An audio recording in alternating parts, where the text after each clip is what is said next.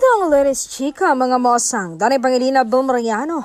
Tinatawanan na lang ngayon ang mga isyong lumalabas ngayon tungkol sa kanila. At sinagot nga ang isyong walang sila, wala silang relasyon. At hindi pa move on. At gulat na gulat nga ang mga mosang sa direktang sabi ng aktor walang preno-preno sa nagsabing hindi pa siya move on. Move Sabi on ng na po aktor, ako. At "Panglima yung ka babaeng na." katabi ko, siya po nagtanong ang kung rason. bakit Siya po ang gustong-gusto dahilan. ko Kaya yung bumalik babaeng ulit ng tibok nito sabay turo sa kanyang puso.